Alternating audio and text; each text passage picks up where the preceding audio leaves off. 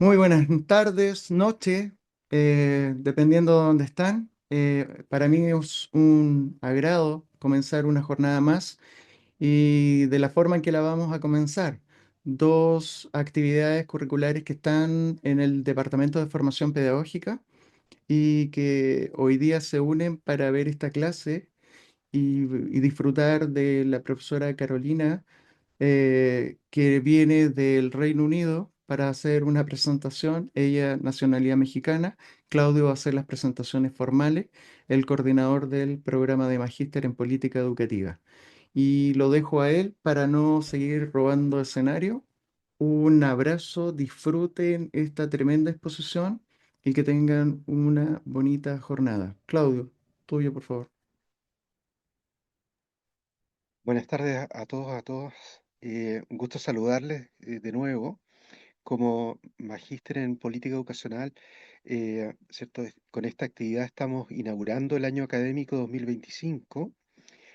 Ayer comenzamos con la primera presentación del doctor Artemio Cortés Ochoa y hoy día tenemos la presencia de la doctora Carolina Valladares Celis, quien es doctora en educación, como dijo Alfonso, es de nacionalidad mexicana, es profesora, ha sido docente normalista, ¿cierto? Y hoy día trabaja en la Universidad de Bristol, en el Centro de Futuros Sociodigitales, en el Reino Unido.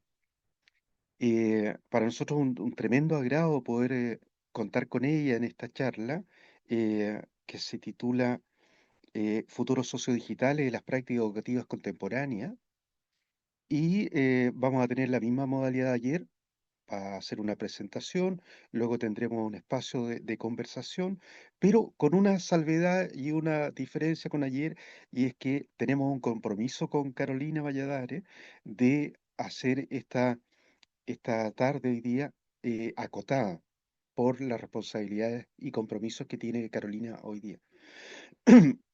Así que va a ser bien acotado, ya voy a decir cómo, pero no quisiera terminar esta primera parte, sino agradeciéndole a Emily por su asistencia como directora del departamento, Pilar como secretaria de departamento también, y a Hugo, no sé si está por ahí, Claudio Frites también, que son quienes han hecho las gestiones respectivas para poder contar tanto con Artemio como hoy día con Carolina. Eh, Supongo que Carolina expondrá 20 a 30 minutos y después tendremos unos 15 minutos de posibilidad de consultar, con unos minutos más, unos minutos menos allí, ¿cierto? Para cerrar en ese espacio. Eh, Carolina, bienvenida, muchas gracias. Hola, pues muchas gracias a quienes me invitaron a la Universidad de UMCE, Hugo, Claudio, Alfonso, por la cálida bienvenida desde el día de ayer. Y bueno, pues la plática del día de hoy es relacionada al trabajo que he realizado en los últimos 2 años en el Centro de Estudios Sociodigitales en la Universidad de Bristol. Como preámbulo, nada más mencionar que es un centro que se funda, eh, es un centro con una, ¿cómo decir?, con un budget de 10 millones de libras para un centro de 5 años, en el que de manera interdisciplinar exploramos el futuro sociodigital, de alguna manera. ¿A qué le llamamos sociodigital?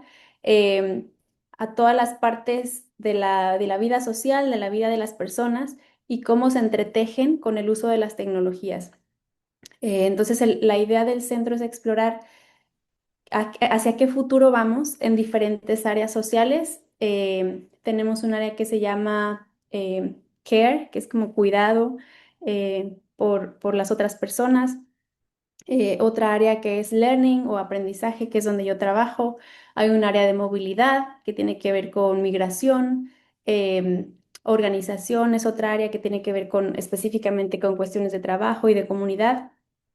Y bueno, comentarles que lo que voy a presentar hoy es el trabajo que hemos estado haciendo en el área de educación, en cuestiones de educación pública, pero también en las narrativas globales para conocer un poquito las tendencias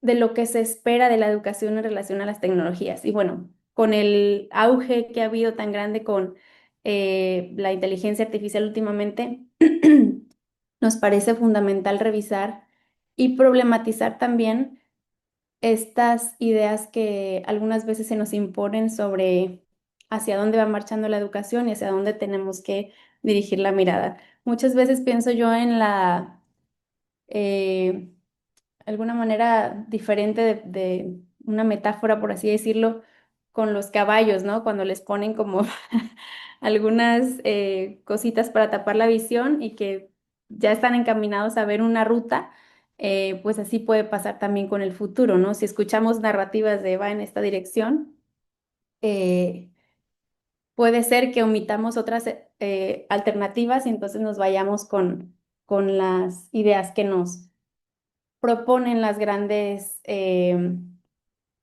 narrativas y organizaciones intergubernamentales. Entonces, la idea de esta plática es un poquito ver la parte crítica del tema de futuros digitales de la educación. Y si me permiten, voy a empezar compartiendo mi pantalla, que espero que la puedan ver. Nada más me podrían confirmar si se ve la Se ve, presentación correcta. No es la edición, ¿verdad? La parte para editar. está perfecto. Excelente. Bueno, gracias. Bueno, pues como dije, vengo de la Universidad de Bristol, del Centro de Futuros Sociodigitales, y el trabajo que voy a presentar no es mi trabajo individual, es el trabajo de un equipo de profesores muy pues conocidos en el área educativa en Bristol, la profesora Arati Sri Prakash, que trabaja en la Universidad de Oxford, el doctor Ben Williamson de la Universidad de Edimburgo, la profesora Kerry Fraser, que es de mi universidad, de la Universidad de Bristol, y Jessica Pickett, que es de la Universidad de Birmingham. Entonces, voy a mostrar a lo largo de esta presentación em, reflexiones que hemos tenido y que se reflejan en un par de publicaciones en artículos indexados. Entonces, en general son reflexiones del trabajo que hemos estado haciendo de manera colaborativa, porque todos somos autores en estos papers.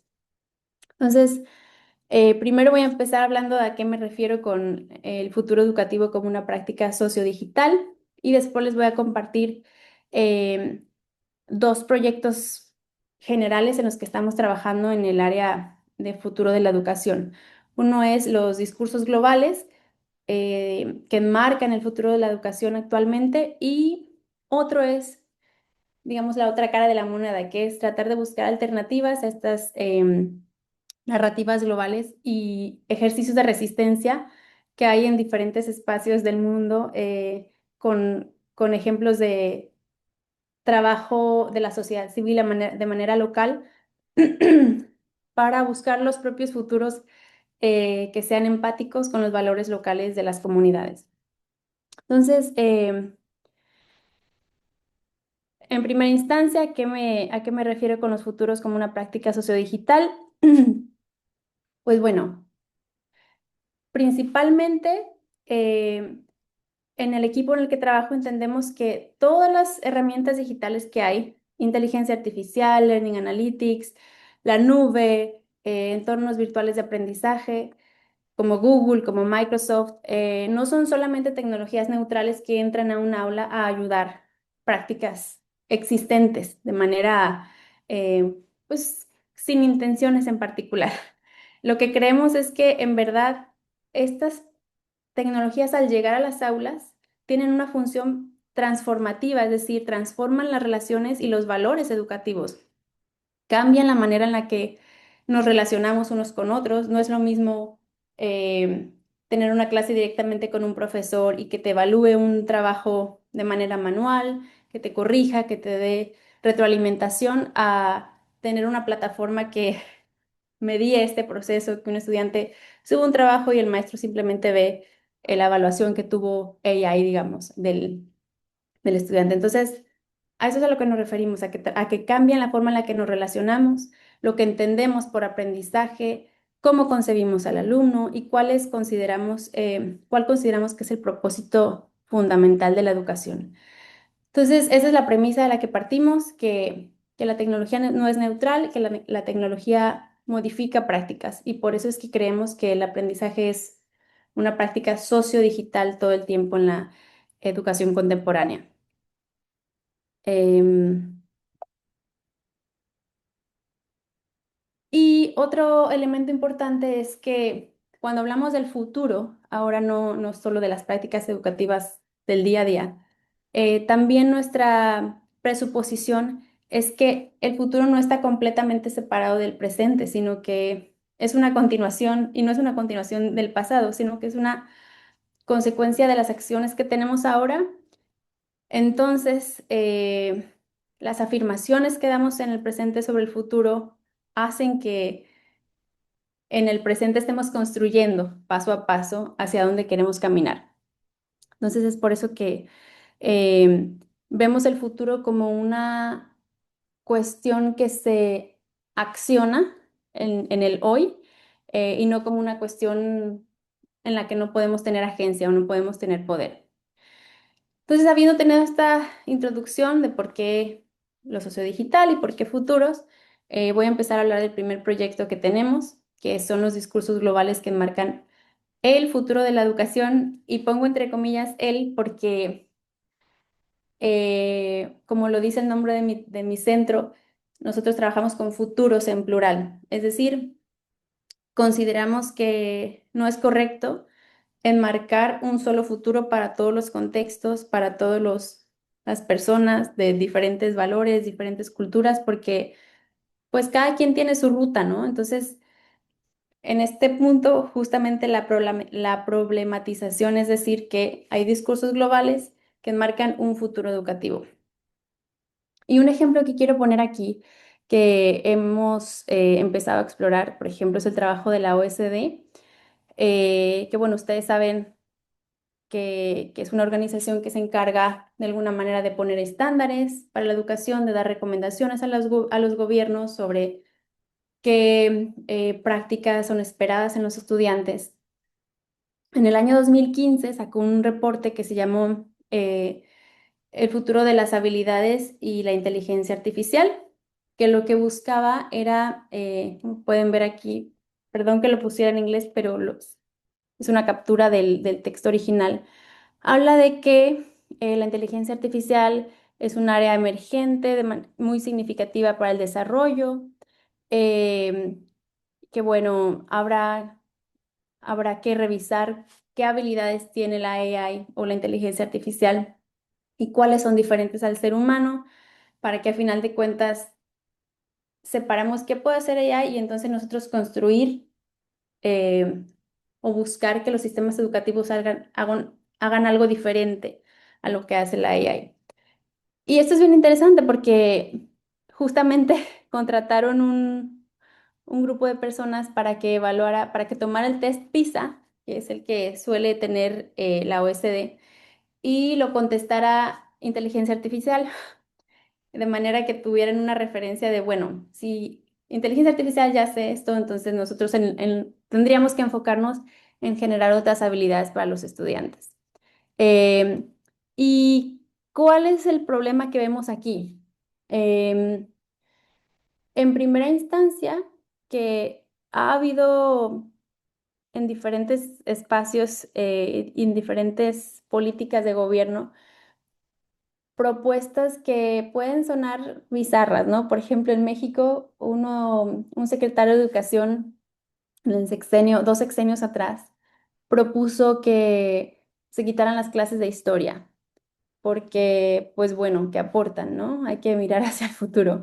La propuesta no fue bien vista y a final de cuentas no avanzó, pero este tipo de propuestas de eliminar cuestiones del currículum porque ya lo hace inteligencia artificial, eh, y desproteger áreas tan importantes como la historia, que es el reconocimiento de nuestra cultura, nuestro pasado, eh, protestas sociales que es importante reconocer, recordar. Este tipo de acciones se pueden accionar en futuras políticas al decir, ¿sabes qué? Pues es que inteligencia artificial ya guarda datos, guarda la historia, guarda matemáticas. Vamos a enfocarnos simplemente en X o Y acciones educativas. Entonces, creo que el problema que, bueno, personalmente yo veo es que podemos caer en el juego de separar de manera muy dramática algunos contenidos que son esenciales para la formación personal y delegar esas cosas a inteligencia artificial cuando en verdad son absolutamente necesarias para el desarrollo pues completo de la persona, ¿no?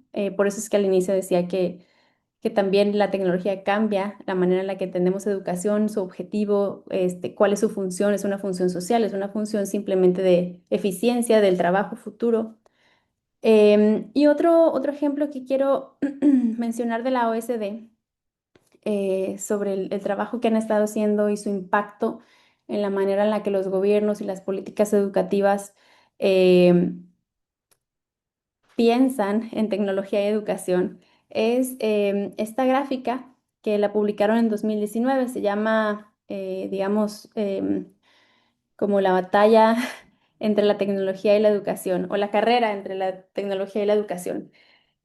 Este gráfico es bien interesante porque, bueno, vienen dos líneas, ustedes las pueden ver allí, una amarilla, una azul, en la que la raya amarilla es representativa de la educación y la raya azul de las tecnologías. Entonces, como pueden ver, te da esta idea de que la educación siempre va abajo y la tecnología siempre va más adelante. Entonces, al inicio, cuando hay una tecnología nueva, la educación está en desventaja porque no la sabe usar, entonces hay un sufrimiento social. Después, eventualmente, la educación se acerca a las tecnologías nuevas y hay prosperidad. Y bueno, la idea que dan con este tipo de gráficos es que em, pues que siempre hay que ir detrás de las tecnologías, ¿no? Que siempre estamos batallando para integrarlas en la educación. Algo interesante de esta gráfica es que abajo tiene una línea del tiempo que dice pasado, presente y futuro.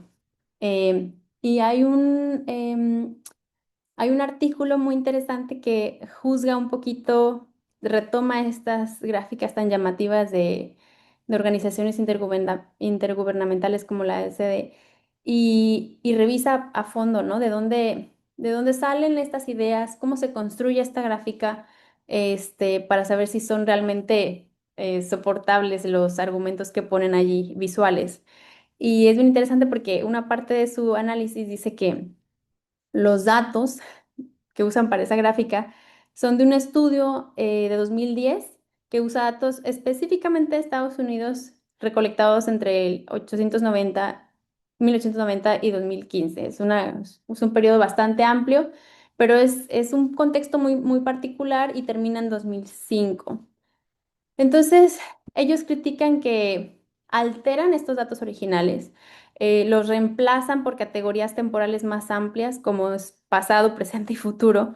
Y bueno, en ausencia de fechas específicas, las tendencias, los problemas y las soluciones representados adquieren un sentido como de universalidad, ¿sabes? Como que no aplica para todos y es temporal y atemporal. Entonces, solo para volver a la gráfica y que lo revisemos en relación a este texto que les puse, efectivamente, pues no se da mucho contexto. Es más bien la creación de argumentos genéricos y universales sobre la educación y la tecnología. Bueno, esto es un caso, el tema de las organizaciones intergubernamentales. Por otro lado, eh, otro tema que nosotros retomamos y problematizamos es el rol de los intereses económicos en el futuro de la educación. En esto en particular tenemos un artículo de investigación que se llama Futuros algorítmicos, infraestructuras predictivas de evaluación e inversión en la asetización de la industria de EdTech. Entonces ahí el primer autor es Ben y todos los demás trabajamos un poquito alrededor de la creación de los argumentos, pero lo que revisamos principalmente es que también las empresas tienen un rol bien importante en la manera en la que gobiernos, empresas, la política educativa piensa en qué tecnologías integrar a las escuelas, en qué tecnologías invertir de alguna manera también qué futuro tienen las escuelas en relación a los aparatos que entran en ellas. Por eso en el artículo decimos que los futuros de la educación se definen cada vez más a través de tecnologías y métodos predictivos. Inversionistas en tecnología educativa hacen predicciones basadas en el valor futuro calculado de los activos de tecnologías digitales. Y conceptualizamos en ese artículo, en ese paper, como especulación algorítmica, el uso de métodos digitales que, bueno, usan Big Data para anticipar futuros educativos y animar acciones en el presente hacia su materialización. Aquí les va el caso concreto de una empresa que se llama HolonIQ. Ellos son muy interesantes porque aparecen en el mercado en el año 2018. Y en este año ellos dicen que son líderes en la industria de educación, de tecnologías educativas, que tienen datos gigantes, que utilizan inteligencia artificial, Language Processing, para analizar datos en todo Internet y darte como tendencias muy puntuales de lo que es el futuro de la educación. Entonces, en la primera imagen dice los 5 escenarios del futuro del aprendizaje y el talento. Y lo que hacen con este ejercicio es, bueno, ellos no reportan de manera muy clara en sus métodos qué hacen, pero sí dan unas pistas del tipo de inteligencia artificial que usan. Nada más para mencionar como inicio, ellos dicen que hay 5 escenarios para el 2030, me parece que es este mapeamiento, que son gigantes globales, crecimiento regional, educación como la hacemos normalmente, par con par y la revolución robótica. No voy a entrar en detalle en esos 5 escenarios porque no es necesariamente el foco de mi plática, pero sí hablar un poco del proceso que usan para utilizar inteligencia artificial y crear escenarios sobre el futuro de la educación. Lo que dicen que hacen es que tienen una tecnología que lo que hace es leer noticias, leer reportes de gobierno, leer reportes de la OECD, leer políticas educativas y comparar palabras de manera que generan como temas o análisis temático de cualquier información que lea su sistema, su algoritmo. Em, y bueno, a final de cuentas, una de las cuestiones que muchas veces problematizamos en la investigación de ciencias sociales es que la mecanización de análisis de datos pierde muchas veces las sombras, digamos, ¿no? Como que puede que se vaya muy al blanco o al negro. Y esas cosas en medio son difíciles de obtener, de recolectar, de poner en el análisis final. Entonces, al momento de utilizar algoritmos para definir 5 escenarios muy categóricos del futuro de la educación, pues genera de alguna manera, ¿cómo decirlo?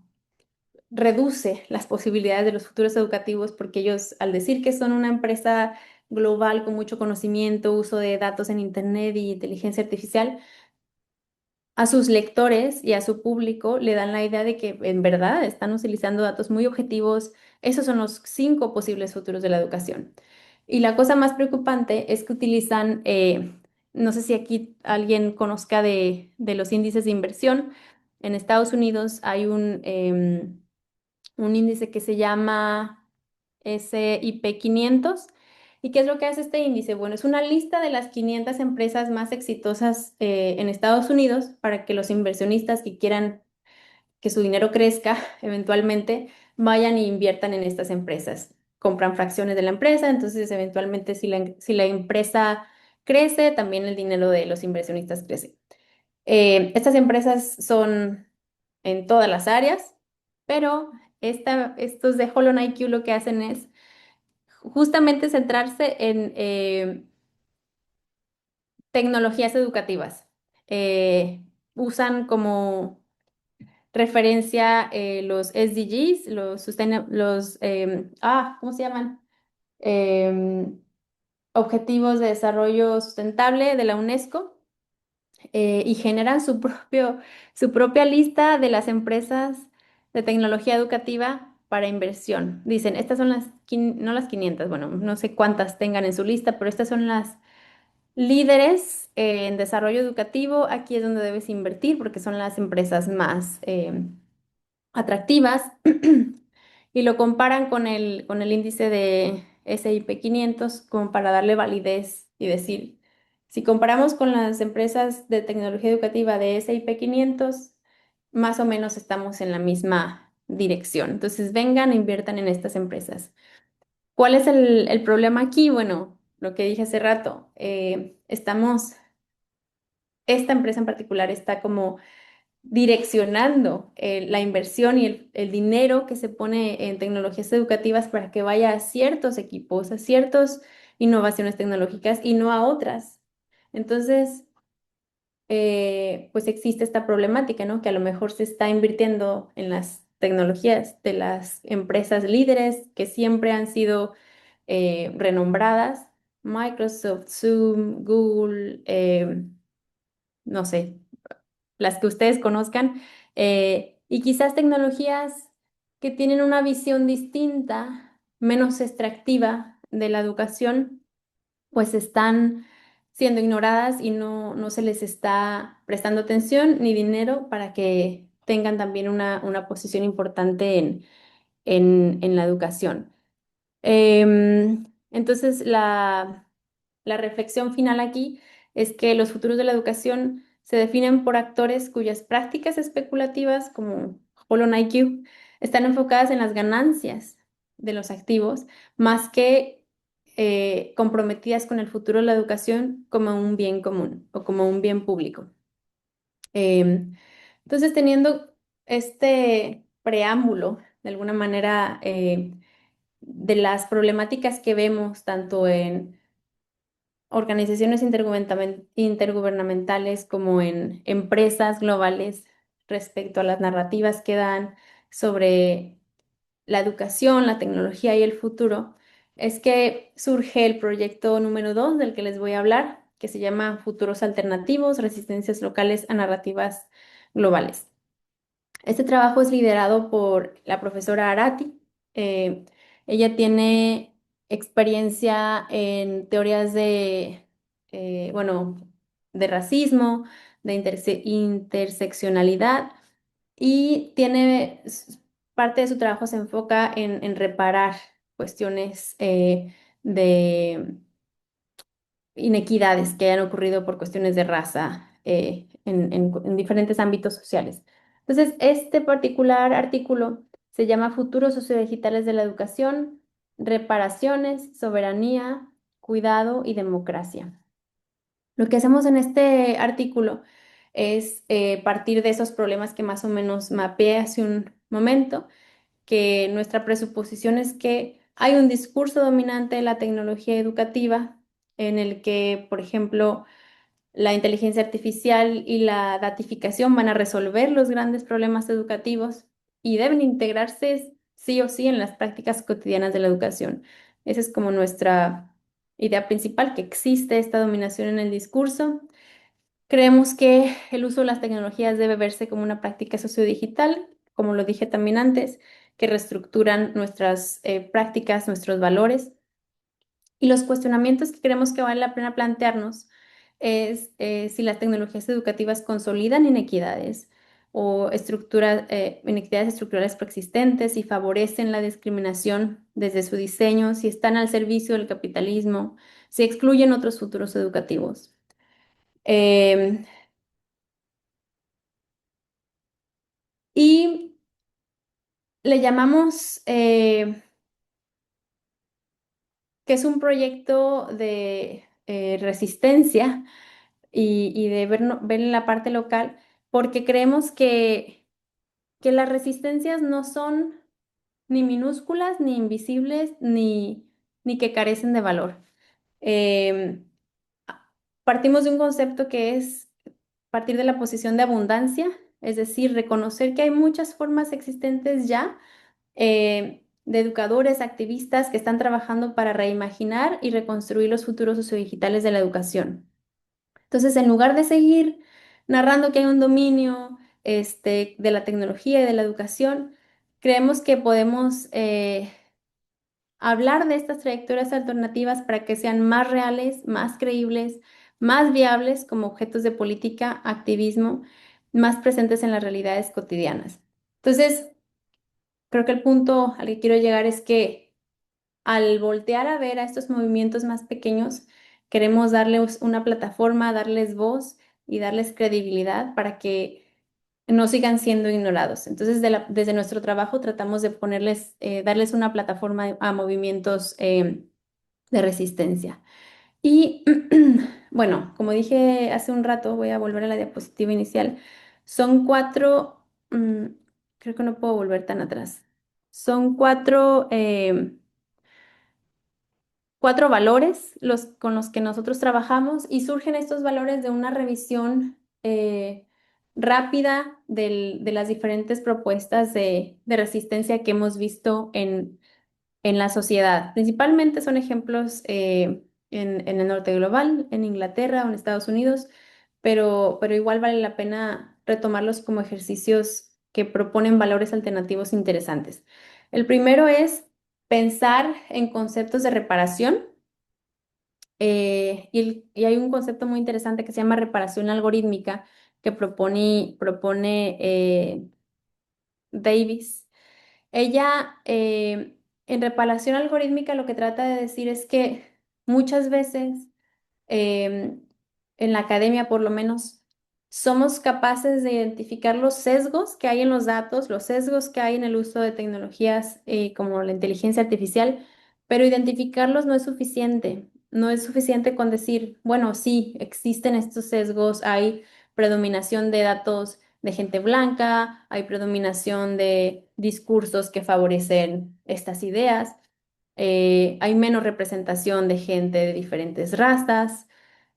No es suficiente con saberlo, sino que ella propone Davis, hay que actuar en consecuencia y de alguna manera modificar los datos para que se balancee un poco más el uso de algoritmos, eh, y que al final siempre repercuten en cuestiones educativas. ¿Y a qué nos referimos con reparar? Bueno, la reparación implica enmendar injusticias históricas y garantizar que no se repitan. Entonces, seguramente ustedes han escuchado que la inteligencia artificial repite patrones porque se alimenta de los datos con sus inequidades como estaban y las reproduce hacia el futuro. Entonces, la idea es que no se repitan garantizar que no se repitan esos patrones. Y es un marco tanto para abordar injusticias del pasado como para construir un futuro más justo.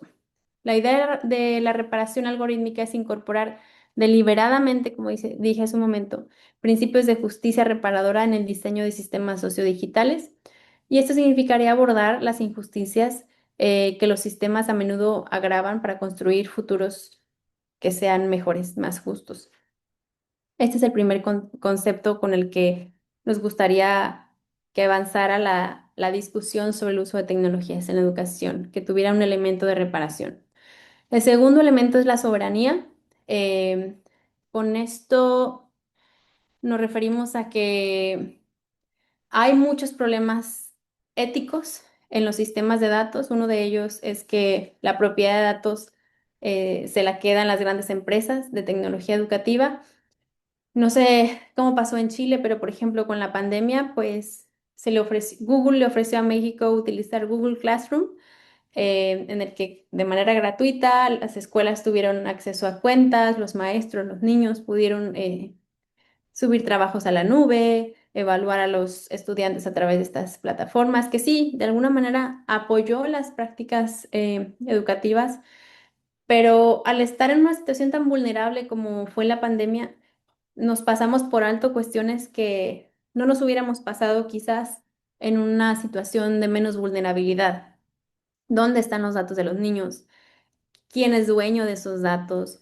¿Cómo se van a utilizar? ¿Se van a vender a terceros para crear grandes bases de datos sobre el uso de tecnologías educativas.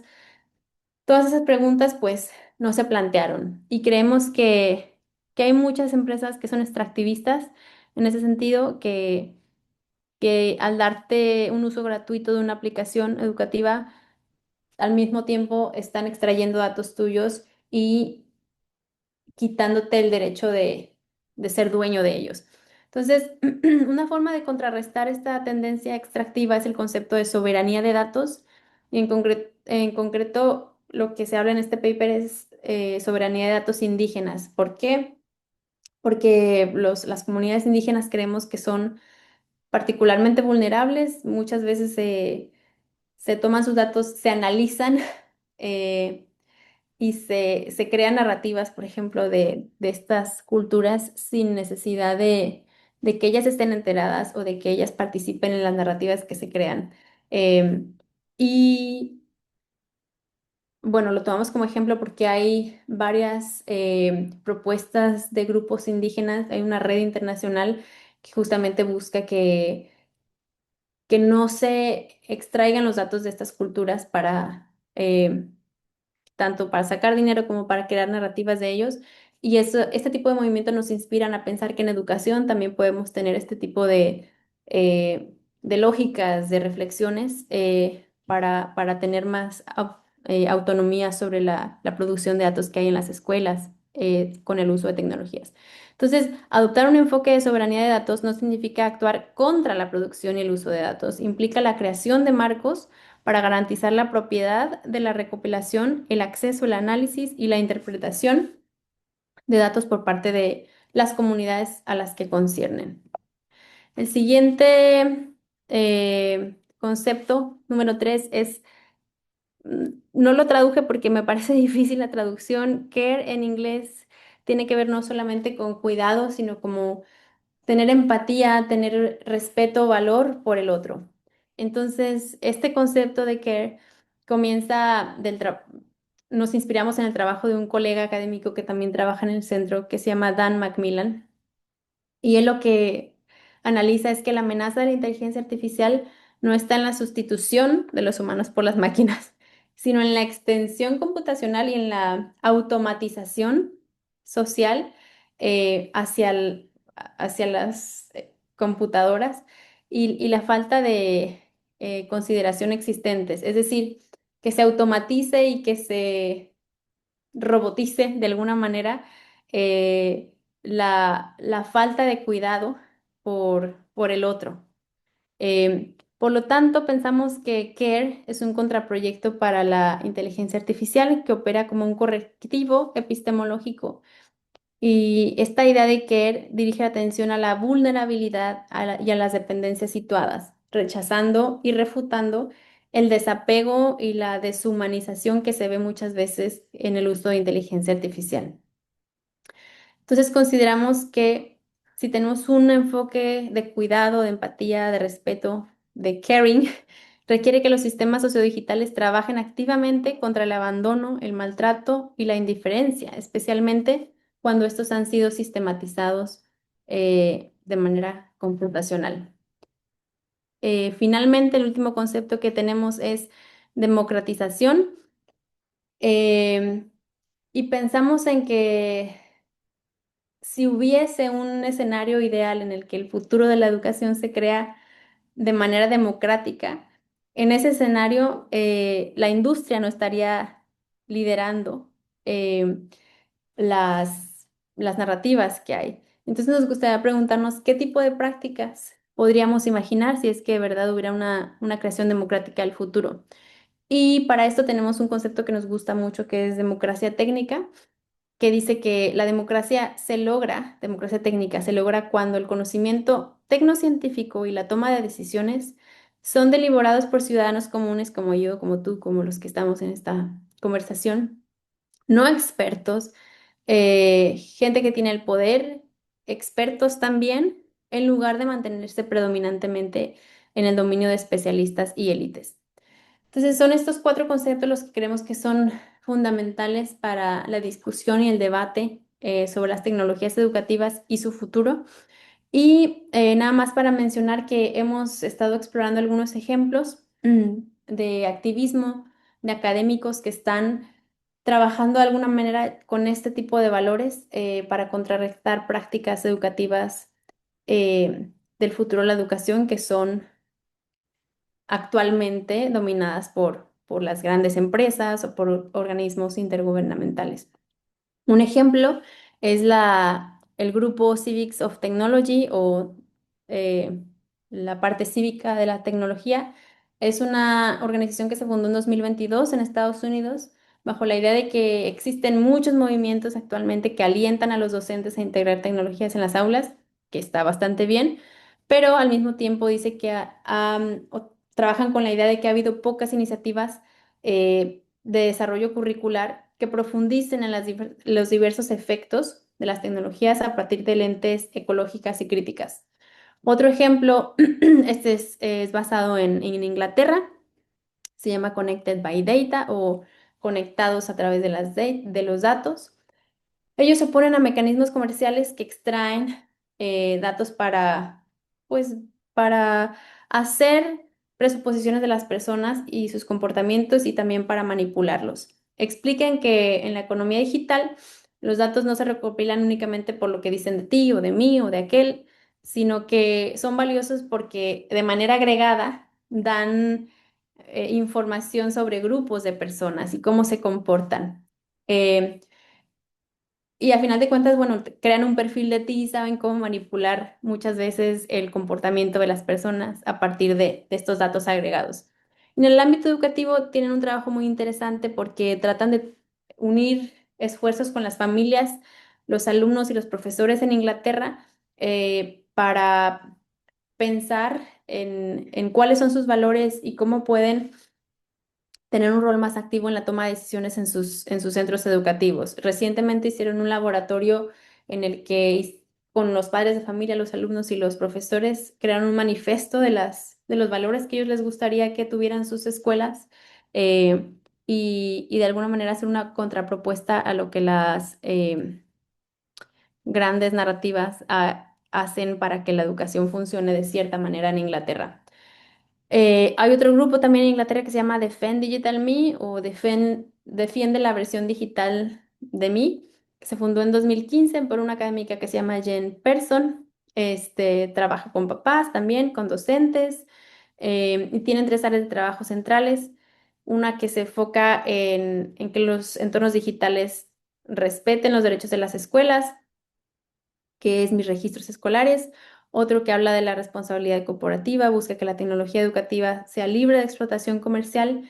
Y finalmente, un proyecto que se llama Policía y Seguridad, que combate el extremismo del uso violento de datos en las escuelas. Como contexto muy rápido, en la ciudad de Bristol, que es donde yo vivo, ha habido mucha polémica porque el gobierno local, el council, recientemente se le ocurrió la genial idea de decir, bueno, los datos de la Secretaría de Salud, de la Secretaría de Seguridad, de Educación están desconectados. Vamos a unirlos en una gran base de datos y utilizarlos para tener conocimiento más complejo de los individuos de la ciudad. El problema con esto es que tuvo un efecto en las escuelas, es decir, ocurrieron casos en los que, por ejemplo, alumno Pedro de la escuela X, su tío tuvo y cometió un delito, entonces al alumno inmediatamente por estar asociado a este miembro familiar se le perfila como potencial delincuente. Entonces hubo casos en los que la policía fue a tocar las puertas de las casas, a decirle a las mamás, tu hijo está en riesgo de ser un delincuente. Entonces el problema aquí es que se generan perfiles sobre qué tanto potencial de ser un delincuente tienes y afectan directamente la manera en la que los maestros, las comunidades piensan y se relacionan con los alumnos, porque ya están etiquetados, manchados como potenciales delincuentes cuando son niños. Entonces, Por eso es que existe este tipo de alternativas, perdón, activismo que tratan de combatir el extremismo y el uso de violencia escolar a través de datos policiales que entran en las escuelas. Eh, y el último ejemplo, ya para cerrar mi charla, es una asociación en Barcelona que se llama XNet. Ellos se fundaron en 2008 y han trabajado con escuelas y padres, particularmente a partir del uso de Microsoft y Google en las escuelas. Algunos papás se reunieron con los activistas con la preocupación de que, pues, ¿dónde están los datos de nuestros niños? ¿Dónde están los datos de nosotros como familias? Entonces empezaron a crear una plataforma digital alternativa a Google y a Microsoft para ser usada dentro de las escuelas en la región de Barcelona. Entonces, es un caso bien interesante porque de nuevo trata de hablar de la soberanía de datos, de la democratización de la toma de decisiones de educación y bueno, solamente ponerlos aquí como ejemplos de activismo que existe y bueno, decir que he estado buscando también ejemplos en América Latina. Bueno, soy mexicana y tengo mucho interés en este contexto. No he encontrado ejemplos específicos, pero sería muy interesante si ustedes saben de movimientos de este tipo que hay para acercarnos y conocer un poquito más del trabajo que hacen. Y bueno, ahí termina mi plática. Muchas gracias. Wow, Carolina, estoy anonadado, tanto por la información como por la perspectiva. Interesantísimo, entretenidísimo. Carolina, estoy, como digo, impresionado. Carolina, son 19:23. Sí, voy a dar acceso a algunas palabras. Quien quiera preguntar o comentar, por favor, breve, lo más breve que puedan, por favor, para no abusar del compromiso que tenemos con Carolina. Ofrezco la palabra.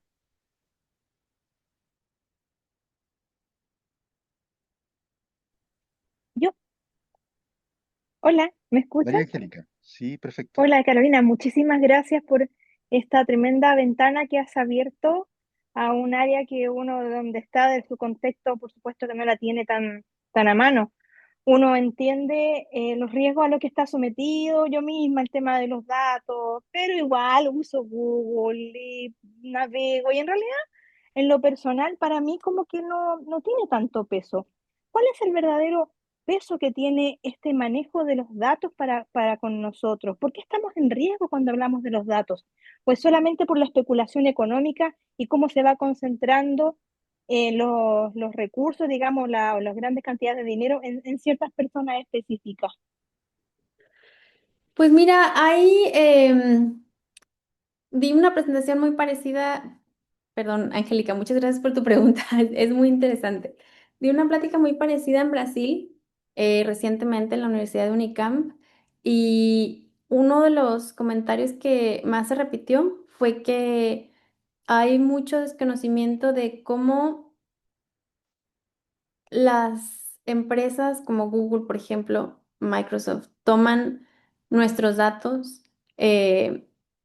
Como falta de alfabetización digital, digamos. Entonces, este es un problema que para mí es bien importante en el ámbito educativo, en el día a día, si es que entendí bien tu pregunta, ¿cuál es el problema al que nos enfrentamos en el terreno?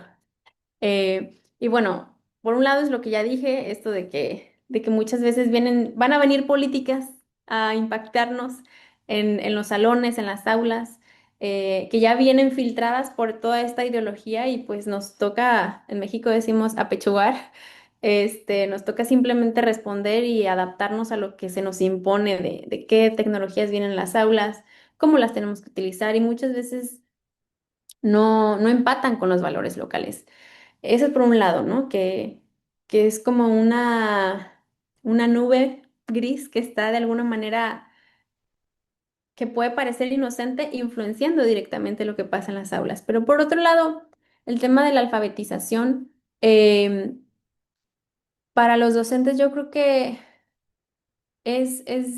¿cómo decirte? Por ejemplo, muchas veces los maestros podrían decir, no, es que yo no uso tecnología AI para mi práctica, yo no, ni siquiera la forma parte de mi día a día, ¿no? Pero al usar Google ya lo estamos haciendo, ya estamos dejando rastros. Al decirle a nuestros estudiantes que lo usen, estamos generando como esta cultura de uso de datos y de manera muchas veces ciega sobre las consecuencias que hay, ¿cómo decirte? A nivel personal, por ejemplo, con la extracción de datos y perfilización, de alguna manera, porque al hacer cualquier búsqueda en Internet, te estás creando un perfil muy particular de qué historial, de qué temas te interesan. Y muchas veces yo creo que en la parte práctica, em, deberíamos crear esta conciencia, primero ser conscientes nosotros y por otro lado crear esta conciencia en los estudiantes de que las tecnologías no son neutrales, de que cualquier clic que demos está perfilándonos y nos está creando una, pues sí, un perfil que van a utilizar las empresas para ponernos ciertos anuncios, para que compremos ciertas cosas, para que tengamos ciertos comportamientos eh, que de no ser por ese perfil que se crea en nosotros no tendríamos. Yo platicaba con una compañera recientemente de que a veces me pasa que estoy en internet y tengo la necesidad de comprar, ¿sabes? Veo como que me llegó un anuncio y digo, es que lo necesito, lo tengo que comprar y hago como que mi compra del día y estoy feliz. Entonces, este tipo de cosas que te crean ansiedad, que te crean una dependencia, un Es la comportamiento. dopamina. ¿Perdón? La dopamina. Sí, sí, sí. Es algo que es importante que cultivemos, que creemos en la conciencia Ujú. crítica de los estudiantes, cómo el uso de las tecnologías puede tener una O sea, aquí estoy entendiendo, perjudicial. disculpa Carolina, que el gran riesgo es la manipulación en masa. Ahí estamos llegando. Sí, sí, sí, sí, sí. Ya, Sí. De vale. alguna manera podría resumirse así como uno de los riesgos a manera pues práctica o local. Ujú, gracias. Hans también quiere hacer una pregunta o un comentario. Sí, muchas gracias Carolina por tu ponencia. También estoy de acuerdo que fue muy interesante todo lo que nos revela, todos estos datos. Y de alguna manera, claro, hoy en día, por lo menos en Chile, está hay una especie de debate, todavía no está zanjado y creo que a nivel internacional también, a propósito de las tecnologías, del uso de la inteligencia artificial. Mm. Pero también a propósito de los celulares, por ejemplo, hay ciertos debates a propósito de si es conveniente que los estudiantes tengan celulares, que lo lleven al colegio, que lo usen. Hay personas que dicen no, hay que sacarlos de los colegios, que no lo utilicen porque ha generado, no sé, diferentes tipos de ansiedad, Mm. falta de concentración, por ejemplo, falta de socialización. Por otra parte está la postura que plantea, bueno, hay que educarlos, pero tampoco creo yo que los docentes a lo mejor estamos como en condiciones de capacitar a nuestros estudiantes, porque se supone que ellos saben más que nosotros, ¿no? En muchos casos manejan aplicaciones o plataformas que a lo mejor uno desconoce, incluso cierto lenguaje que podemos encontrar en redes sociales que muchas veces uno dice, chuta, estoy viejo porque no le entiendo lo que está diciendo, siendo que a veces uno no se considera viejo, pero igual de repente salen con palabras que tú dices, me quedé desactualizado. Mm. Entonces, en relación a tu investigación y a todo lo que nos ha hablado, eh, ¿cuál te parece a ti, o cuál debería ser más o menos el camino, ¿no? Por fuera de la hegemonía imperante o de estas grandes empresas, ¿no? Que de alguna manera gobiernan, ¿no? Este aspecto tan relevante en nuestra vida. Cuál debería ser, según tu visión, la perspectiva o el posicionamiento que deberíamos tomar los docentes a propósito de estas tecnologías y de la inclusión o no, por ejemplo, de los teléfonos celulares en la sala de clases? Sí, pues mira, yo- Carolina, perdón, ¿te sí, parece si le damos la palabra a Miriam para juntar las preguntas? perfecto, sí. Ya. Miriam, por favor. Hola, buenas tardes, Carolina. Me costó entender un poco la presentación antes. Eh, Mi nombre es Miriam Ovalle, psicóloga, persona con discapacidad visual. No te veo, solamente logré escucharte. Mm. Entonces hubo muchas cosas que me costó entender al principio. Soy docente. eh, y hablaste de muchos conceptos relacionados con la discapacidad. Según la UNICEF, el año 2021, uno de cada 10 niños en el mundo tiene discapacidad, o sea, alrededor de 240 niños, 240 millones de niños. En la actualidad, en Chile, tenemos el primer colegio de Latinoamérica para niños ciegos, Colegio Santa Lucía. Ujú, La tecnología y la inteligencia artificial, y me incluyo, ha sido un tremendo aporte. mm, Si bien es cierto a las personas normovisuales, la, la tecnología y la inteligencia artificial genera ansiedad porque entra a través de los nervios ópticos, para mm, las personas que no vemos o que tenemos una mínima visión, la tecnología viene a ocupar un espacio muy importante para poder conocer el mundo, mm, ¿ya? Entonces, hablaste de la democratización, pero en ningún momento, disculpa, mi asistente de audio habla, en ningún momento escuché cómo sobrellevar la inteligencia artificial y los beneficios que puede estar aportando a los niños mm, en la educación, eh, y a mí también como profesional, porque eso me ha permitido poder seguir trabajando. Yo vi durante 46 años y ya no veo. mm, Entonces, pero a pesar de ello, he podido seguir trabajando. mm. Entonces, ¿de qué manera todo lo que tú estás exponiendo viene a aportar a las personas que tenemos discapacidad y en especial a los niños? Ujú. Muchas gracias por tu pregunta. Si puedo preguntarte algo sobre lo que me decías, ¿cómo me puedes dar un ejemplo en el que la inteligencia artificial apoye tu práctica? Sí, eh, por ejemplo, yo tengo un sistema que se llama TalkBack Mm, y yo puedo acceder a las eh,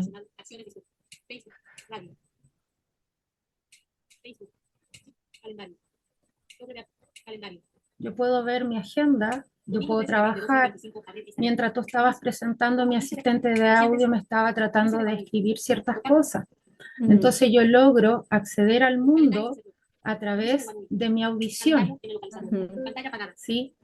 Y así también para niños que tienen alguna discapacidad, doble discapacidad, que sean sordociegos, mm, también.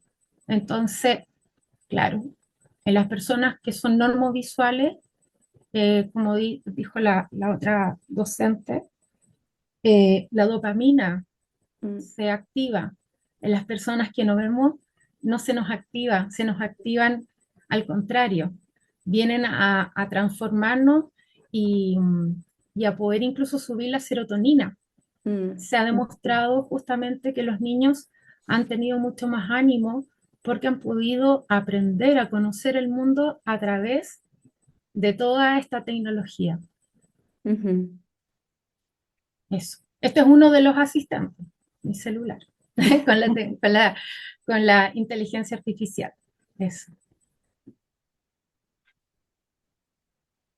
Em, Claudio, voy con esas dos preguntas y Sí, por luego le damos supuesto. la palabra a Hugo o... Exacto, exacto. Hagamos eso, después Hugo, y ya vamos cerrando, ¿te parece? Perfecto, sí.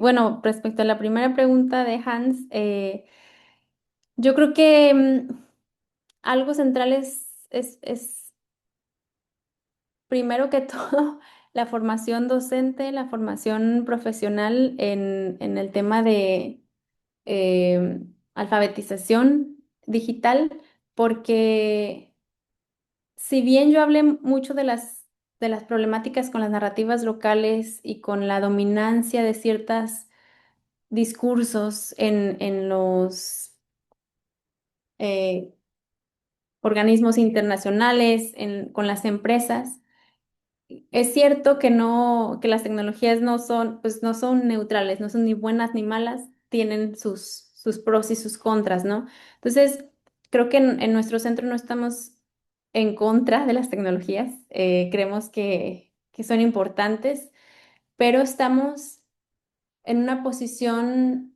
crítica sobre la manera en la que construyen para las masas. De alguna manera se construyen ciertas visiones sobre cómo debería funcionar la educación, cómo deberían introducirse tecnologías. Entonces, en ese problema en particular que mencionas de los teléfonos en las aulas, también pasa en México. Muchas veces hay miedo, y el miedo se genera a partir de la desinformación, de no saber eh, cómo utilizar las tecnologías, que no se nos salgan de control. Entonces, al tener un poco más de poder con información y conocimiento de los aparatos, creo que se podrían desmitificar algunos de los principales temores de las escuelas y los maestros, pero también educación con los niños directamente, ¿no? Conocimiento de ser críticos de lo que implica utilizar tecnologías, implica utilizar redes sociales, qué consecuencias tienen en lo personal a lo largo de tu vida, ¿no? Porque bueno, es verdad que actualmente desde muy niños, tanto papás empiezan a subir fotografías, por ejemplo, a las redes, o los mismos niños tienen cuentas de redes sociales cuando son muy chicos y no deberían legalmente tenerlas. Entonces creo que es un problema más bien de desmitificar las tecnologías, pero al mismo tiempo ser responsables y críticos. ¿Y cómo lo hacemos? Pues aprendiendo, aprendiendo de los pros y contras, pero claro, eso requiere inversión, tiempo y responsabilidad de parte de los sistemas educativos, para meter estos temas como más centrales dentro de la educación, que actualmente a lo mejor son un poco periféricos. Espero que mi comentario de alguna manera responda a tu inquietud. Creo que no tengo una respuesta, porque no hay una respuesta, cada contexto es único, pero esa es digamos, mi opinión de lo que representa este problema. Y la otra pregunta de Miriam, yo creo que mi trabajo en lo personal no se ha enfocado en explorar específicamente la manera en la que la tecnología educativa apoya ciertas maneras diferentes de aprender, o de trabajar, en el caso de los profesores.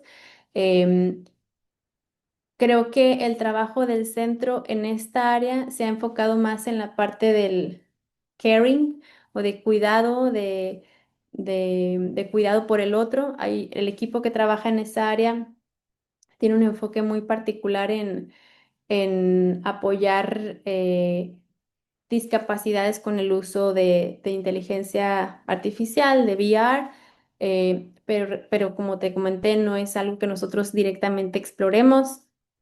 Es muy difícil tratar de abarcar todas las posibles escenarios y contextos del futuro educativo en relación a las tecnologías. Entonces, creo que es un punto muy importante que mencionas, que probablemente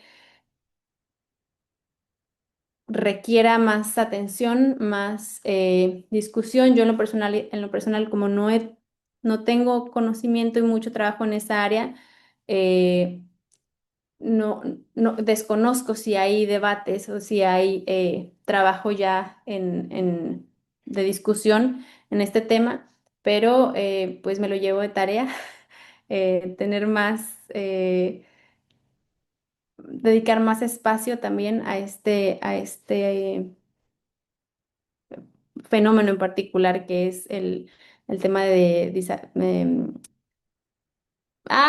discapacidades, y el uso de las tecnologías para este tipo muy particular de sujetos educativos, y tanto estudiantes como profesores. Pero muchas gracias por mencionar el punto, creo que es muy importante y que requiere de mayor atención de nuestro equipo de trabajo. Hugo, por favor. Hola, buenas noches a todos, todas. Primero, agradecer a Carolina por el espacio de vida que nos estás regalando. Te estamos quitando a la familia la oportunidad de estar con tu familia un ratito. Muchas gracias por eso. Muchas gracias a ti y Artemio por haberse dado el tiempo de estar con nosotros en UMCE. En verdad estamos muy agradecidos. Claudia Almonacid, Alfonso, Fernández y yo estamos muy agradecidos de aquello. Y quiero dejarte en realidad dos temas que no son preguntas, sino que para que los puedas resolver y desarrollar un poco más. Em, el primero tiene que ver con esta conceptualización de Yanis Varoufakis, este economista griego, y la Mm, noción de tecnofeudalismo, mm. que roza mucho con lo que estás conversando, como para que hagas un cierre final. Y por último, que tiene que ver con la temática que yo enfrento con mis estudiantes acá, que esto me lleva a pensar tu presentación, que en la necesidad de ampliar la conceptualización de derechos humanos Mm. em, en esta virtualización, y sé que hay mucha profundidad en la discusión del poshumanismo, la virtualización, la territorialización de los cuerpos, ya sé que hay muchas cosas, pero, pero ¿cómo verías entonces estos derechos humanos digitales del futuro? Muchas gracias. Sí, muchas gracias, Hugo, por tanto por los conceptos que mencionas como por la pregunta de la digitalización de los derechos. Yo creo que ya, bueno, ya existe discusión, ya se habla pues del derecho a tener acceso a Internet, a datos. Yo creo que es un tema que puede ser también controversial porque bueno, muchas veces la idea de que todos debemos tener internet, todos debemos tener acceso a estas herramientas, a estas tecnologías, parte de la idea de que tener acceso a internet, tener estas tecnologías es el futuro, es la manera correcta de vivir cuando pues sabemos que hay comunidades en el mundo que viven todavía de manera nómada, que viven con sus muy particulares valores, formas de existir y que a lo mejor tener acceso a Internet ni siquiera es algo relevante a su cosmología. Entonces, yo creo que sí, en el mundo globalizado en el que vivimos, en el que existen estas aspiraciones de lo que la educación debe ser, sería importante tener quizás una base de lo que todos puedan accesar, pero no por eso creo yo debería ser una imposición la manera en la que se usa este tipo de tecnologías o recursos como el Internet. Eh, pero creo que, bueno, creo que en general va para allá la conversación, para crear una inclusión de toda esta cuestión digital en los derechos humanos. Y como digo, tengo mis vistas de alguna manera que abarcan toda esta diversidad de maneras de ser, de existir, de actuar. Entonces, eh, eso, creo que no tengo mucho más que decir, más que eh, está bien ir hacia ese camino de equidad de alguna manera, pero tenemos que tener apertura a la diversidad y a una manera democrática de pensar y usar los recursos tecnológicos. Gracias, Carolina. Eh, Como lo planteamos, lo conversamos, la idea era no usar mucho de tu tiempo, pero oye, em, creo que ha sido extraordinario escucharte. Hay un tema tan interesante, álgido, y creo que nos has colocado en todos nosotros una serie de preguntas, una serie de temáticas ahí que debemos revisar desde donde estamos situados. eh, en fin. En fin, oye, Carolina, agradecerte infinitamente. em, Me quedo con la sensación de seguir conversando, Carolina. Lo mismo le dije ayer a Artemio. Ojalá que esto sea el inicio de un trabajo colaborativo muy interesante, tanto para nosotros como para los estudiantes. Em, y Carolina, cierro con esta última idea, antes de dar la palabra a Alfonso, de transmitirle a través tuyo los saludos a los colegas del centro en el cual trabajas, porque me parece muy interesante lo que están haciendo. Parece muy interesante esta reflexión y sin duda nos va a servir a todos los que trabajamos en el área de educación. Un abrazo grande, Carolina. Muchas Alfonso, gracias. Bueno, con esto damos cierre a lo que fue este trabajo que nos brindaron estos dos tremendos académicos que compartieron un tiempo que se los robamos porque ellos eran invitados de la UNESCO y nos dieron un tiempito para darnos estas dos clases, estos 2 días para poder compartir con nosotros. Así que sumamente agradecido a este lindo matrimonio.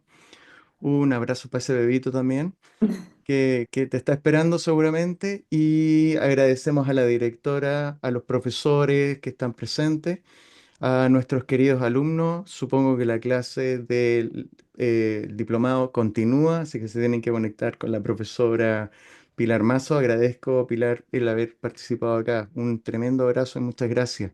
Hugo, siempre agradecido por traernos estos contactos, esta maravilla de poder conocer a estas personas. Y nosotros seguimos. Ustedes a sus aulas con sus profesores y yo comienzo mis días de descanso. Un abrazo, que tengan una linda jornada. Ahora voy a Chao, que estén muy comenzar. bien, un gusto de verlos. Chao, Muchas chao. gracias.